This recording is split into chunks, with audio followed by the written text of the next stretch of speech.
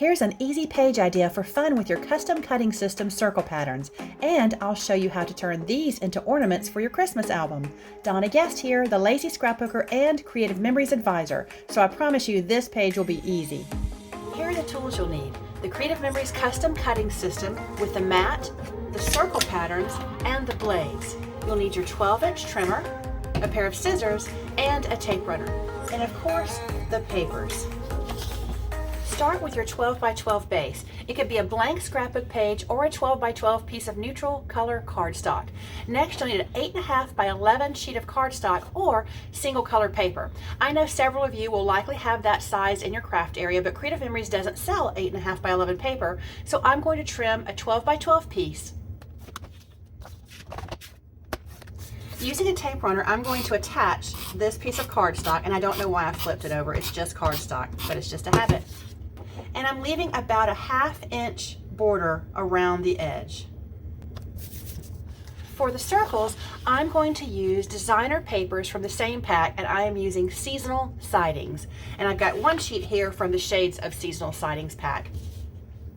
For this page, I'm going to use the middle size circle and put the other two away. Using this middle size circle inside track, I'm going to cut 4 with the blue blade for 2-inch circles. Then I'm going to cut 3 with the green blade for 2¼ inch circles. I'll cut 1 more from the green blade with white cardstock for my title, and I'll cut 1 larger one with the red blade for a 2½ inch circle. And that should be on tonal paper. Now let's do the cutting.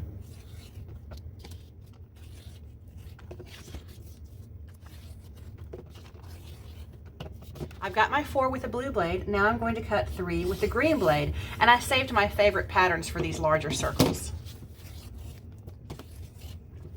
Now I need 1 green blade circle with white cardstock, and I'm pretty sure we all have some white cardstock lying around. And now for my final circle, I'm going to use the red blade on the inside track, that makes the largest circle, to make a mat behind this white cardstock.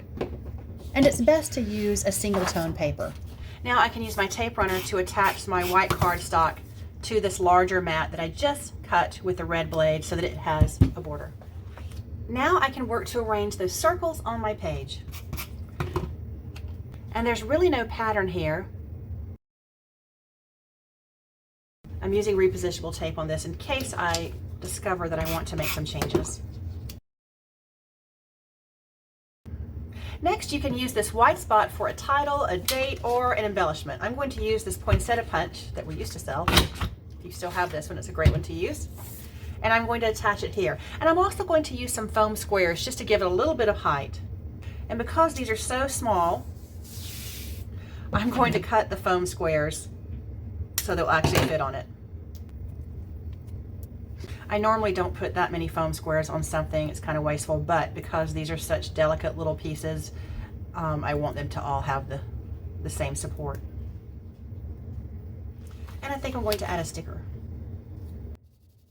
And there we go. This can certainly be a single page layout or a 2-page spread.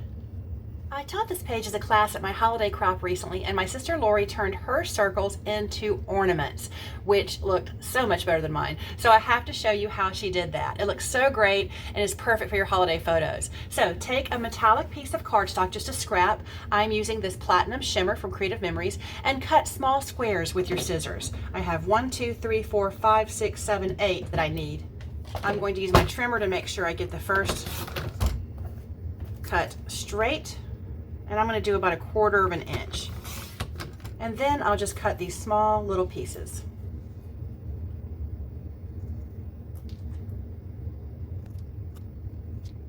Then using this wax paper or parchment paper is good too.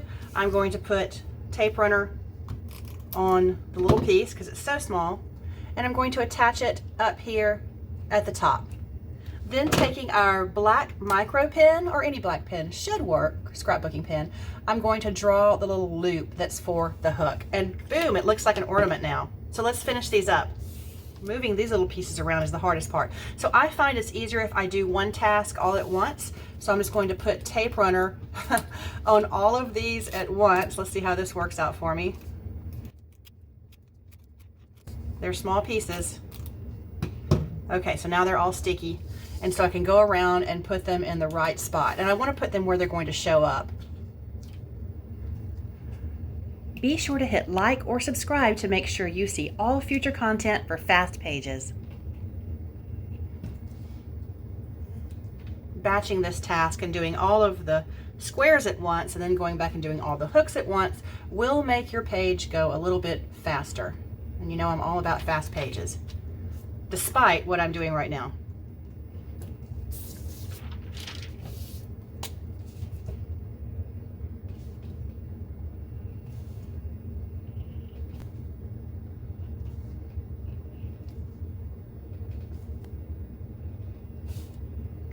Wow, I love it. These are so cute as ornaments. I think I'll go back later and do this other page as well. And I've still got so much room for photos and journaling. This is a great page to do to use up those little extra scraps of designer paper.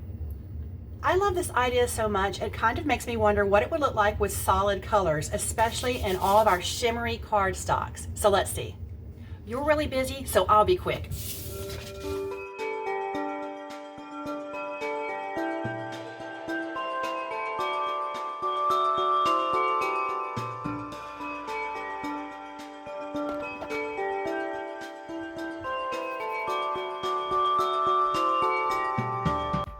Which variation do you like best? Let me know in the comments, and thanks for watching.